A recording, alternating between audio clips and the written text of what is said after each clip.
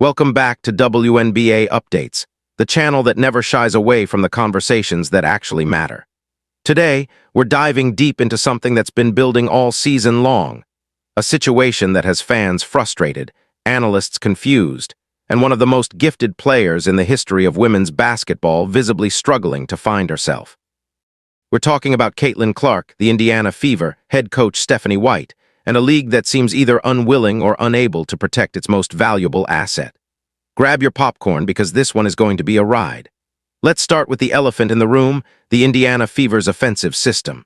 Or rather, the lack of one that makes any logical sense when you have Caitlyn Clark on your roster. For weeks now, frustration has been growing in the fan base. The Indiana Fever faithful, the diehards who show up every single game, are increasingly pointing fingers at head coach Stephanie White. And not just because of the losses, it's the way they're losing. It's the slow, grinding, half-court style of play that seems to strip the Fever of everything that makes them dangerous. The motion offense that White has been... I thought at times we could have played a little bit faster, and I think that's on me, like not conceding in that. We still got to play up tempo, we still got to play fast.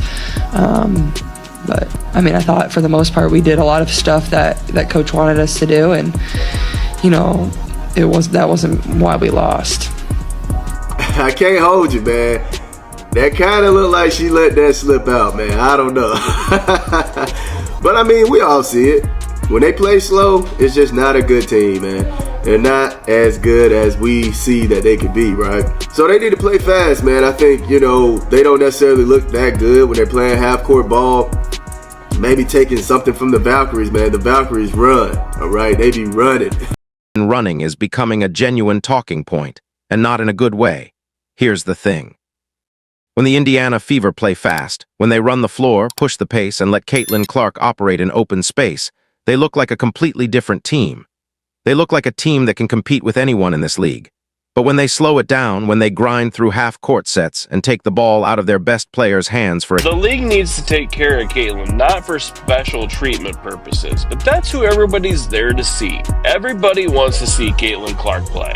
And if you let other teams and other people beat the shit out of her, she's going to spend 2 weeks out injured. And your attendance is going to drop because people aren't going to get the chance to see her. And if you actually want to be paid the same as the NBA players, obviously not by actual dollar for dollar, but for revenue percentage, you need to protect her. You need her to be playing at her best and not be having the extended stretches. They look average at best. And average is not what anybody paid to see. Even Caitlyn Clark herself, in a moment that felt remarkably candid at a recent media session, made a comment that stopped a lot of people in their tracks. She mentioned that she felt the team could have played faster at times, and then almost immediately caught herself, adding that not making that adjustment was on her. Classic Clark. Did the Indiana Fever 89-81. And this game was disappointing for many fans, not only for the fact that it seemed like the Fever had this one in the bag, but they kind of gave it away at the end of the game, but also because it seemed like there was something off with this Fever team. They didn't have the same energy and spark that we all know and love. So many fans are asking, what is going on? Even when she's throwing shade, she wraps it in accountability. But let's be honest, that comment said everything. She knows it. We know it. The whole basketball world knows it. Stephanie White has to be held accountable for this. She went on an interview tour throughout the entire offseason talking about her vision, her system, her philosophy. Figured out the solution to the Indiana Fever's problems. Hear me out, hear me out, hear me out. This is what we got to do. We got to put Caitlyn Clark off ball. We need to run a motion offense. So when the defense takes away what Caitlyn Clark does best, we have other players that can still perform. So when she does have bad games, we're not completely dead in the water. I think that is the best way to move forward with this Indiana Fever team. Philosophy. And yet when Caitlyn Clark has an off night, this Fever team looks completely and utterly lost.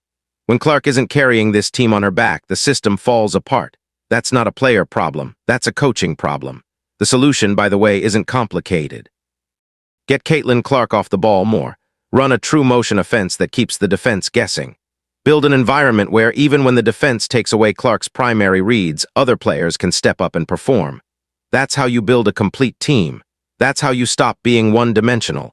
That's how you stop losing games you should be winning. The Fever have young legs on this roster. Mikala Timpson, for example, is exactly the type of player you use to run the floor, play lockdown defense, and win those critical 50-50 balls. Young, energetic legs can change the entire tempo of a game, but you have to actually deploy them in a way that makes sense. Right now, the rotations look more like a Pinterest board of random ideas than a coherent coaching strategy. Now let's talk about Caitlyn Clark the person, because what we're watching on the court is more than just a rough stretch of games. This is a player who looks worn down in a way that goes beyond physical fatigue.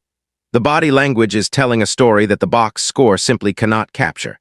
She's not playing with the same unbridled confidence that made her must-watch television. The hesitation is real. The late So many of you guys were like, there was no foul called on this. There was no foul called on this. And if you watch this play, so Caitlyn Clark, she falls to the ground. She kind of loses the ball. And then Alyssa Thomas and Dewana Bonner are both going in to try to get the loose ball. This is just bad right here, you guys. passes are real. The moments where she used to attack the defense with something close to genius-level instinct are being replaced by second-guessing. And you have to wonder, how much of that is the environment around her? There's a concept in sports psychology about how the environment a player operates in can either amplify their greatness or slowly erode it. And right now, the environment surrounding Caitlyn Clark appears to be doing the latter. The locker room energy has felt heavy. The bench communication has looked unclear at best. And for a player who thrives on momentum, rhythm, and emotional engagement with the game, that kind of atmosphere is genuinely damaging. One longtime basketball observer put it perfectly. The emotion Clark has been showing after certain losses isn't regular season disappointment.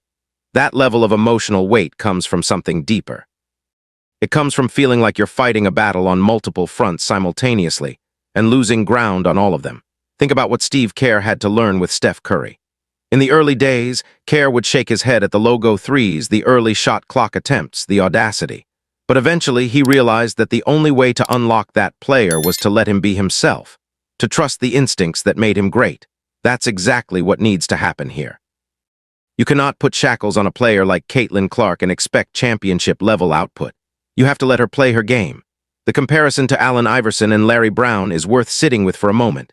That relationship was ultimately defined by a philosophical clash between a coach who wanted conformity and a player whose greatest weapon was his authentic self. We all know how that story went. The league lost out on something special because egos and systems got in the way of genius. Nobody wants to watch a repeat of that narrative play out in the WNBA. Now, if the coaching situation is frustrating, the officiating situation is genuinely alarming. Because at this point, we have to have an honest conversation about how Caitlyn Clark is being handled by referees across the league. She is getting hit. Constantly. Shoulder bumps, illegal screens, hard fouls that barely get a whistle, contact that would draw a call for virtually any other player on the floor. And the league's response— Wait, what? Did you just tell me that Stephanie White went on an interview tour this whole entire offseason saying exactly that? Did you just tell me Stephanie White went on an interview? So how come when Caitlyn Clark has a bad game, this team looks like absolute dog shit? How come when Caitlyn Clark isn't busy backpacking this team, it looks like absolute dog shit? Coach, just a question. Just a question.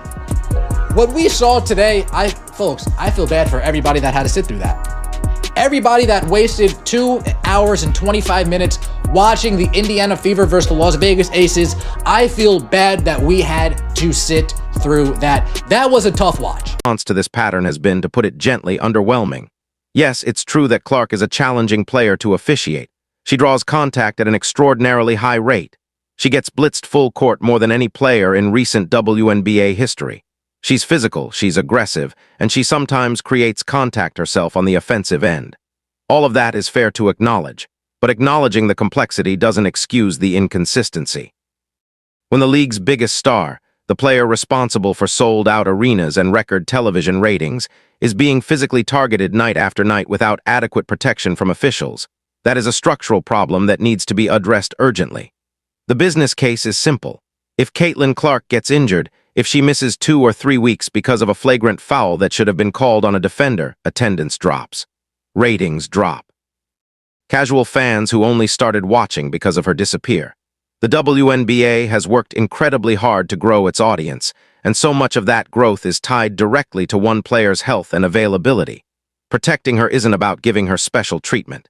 It's about protecting the investment the league has made in its own future. Well, I think you have to look at things a little bit holistically. I think Caitlyn Clark is a really hard player to officiate, much like Diana Taurasi was throughout the course of her career, for a couple of reasons. Caitlyn Clark regularly gets picked up in the full court. She also gets blitzed more over the course of her career than any player in WNBA history or in that period of time. And she also creates some contact herself on the offensive end of the floor. She is very difficult to officiate because of all of the contact that's happening around her. You're not the NBA. You don't have an 11-year, $77 billion contract. You are building the league. You just reached an incredible collective bargaining agreement. You understand they did a great job with that. The league is growing, and it's reaching some of its aspirations, no doubt, but there's still a lot more work to be done. Don't get in the way. The WNBA just reached an impressive collective bargaining agreement. The league is genuinely growing, reaching aspirations that felt out of reach just a few years ago, but there is still significant work to be done. And allowing your most visible player to be manhandled on a nightly basis is not a step forward. It is a step backward that nobody in the league office should be comfortable taking. Let's be constructive for a moment, because this channel isn't just about identifying problems. We want solutions. So here's what the Indiana Fever need to do if they're serious about turning this around.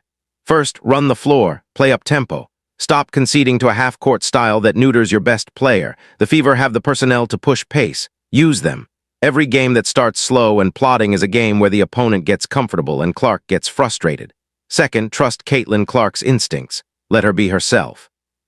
The logo threes, the crowd pump-ups, the moments of pure theatrical basketball genius. Those aren't distractions. They are the product. They are what people are tuning in to see.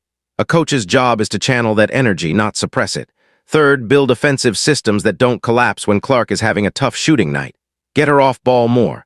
Run actions designed to create easy opportunities for teammates while keeping the defense occupied with Clark's movement. Make the team harder to guard collectively, not just when one player is on fire. And fourth, the league needs to get that Indiana Fever were trying to be that team that runs you off the floor, that hustles. I felt like they were the deepest team. Like, looking at the roster, man, they actually have some players that could run the floor. And I'm just like, dang, bro, it's really crazy to see that they're not really trying to run the floor like I would expect them to. And also using Michaela Timpson. Like, that is some young pair of legs, man. You should be using Michaela Timpson to help you run the floor, play lockdown defense, hustle defense, you know, winning the 50-50 balls. You need young legs to do involved. Not to coddle anyone, not to hand out charity calls, but to enforce the rules that are already on the books consistently and fairly. That's not asking for special treatment. That's asking for the basic standard of officiating that every professional league owes its players. Here's what makes all of this so genuinely heartbreaking. Caitlyn Clark is a generational talent. That's not a hot take. That's not fan exaggeration. That is the objective reality of what we're watching, a player who changed the cultural conversation around women's basketball, who filled arenas that had never been full before, who turned casual sports fans into passionate WNBA supporters. And right now, that talent is operating in an environment that seems almost architecturally designed to make her struggle. Between a coaching philosophy that doesn't maximize her strengths, officiating that leaves her physically exposed, and a team dynamic that hasn't fully cohered around her yet, she is navigating one of the most difficult professional environments you could construct for a player of her style and personality. The WNBA asked for a savior. They got one. The responsibility now falls on everyone surrounding her, coaches, officials, teammates, and league administrators, to meet her at the level she's operating at. Because if they don't, if this situation continues to deteriorate rather than improve, the consequences will extend far beyond one player's career arc. She's still showing up. She's still lacing up. She's still competing at the highest level she can manage given everything being thrown at her. That speaks to an incredible level of mental toughness and professional dedication. But toughness has limits. Willpower runs out. And watching a transcendent talent grind herself down in a system that isn't built for her is one of the most avoidable tragedies in recent sports history. The Indiana Fever have a choice to make. They can continue down this current path, slow offense, unclear systems, inconsistent lineup management, and a player visibly struggling to find her footing, and watch this season slip away. or they can make the adjustments necessary to unlock what they clearly have in Caitlyn Clark. Stephanie White is a capable coach, but capable coaches make adjustments. They look at their best player, they look at what's working and what isn't, and they adapt. That adaptation needs to happen now. Not at the trade deadline, not next season. Now, because every game that passes without change is another game where the WNBA's most important player inches a little further away from the version of herself that everyone fell in love with. And once that spark fully fades, once the hesitation becomes permanent, once the fire goes completely quiet, it is extraordinarily difficult to bring back. The league needs Caitlyn Clark. The fans need Caitlyn Clark. And right now. Caitlyn Clark needs someone in that building to stand up, make the right calls, and give her the environment she deserves. As always, drop your thoughts in the comments below.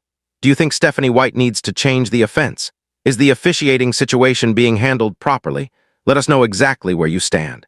Don't forget to subscribe and hit that notification bell so you never miss an update from us here at WNBA Updates. We'll see you in the next one.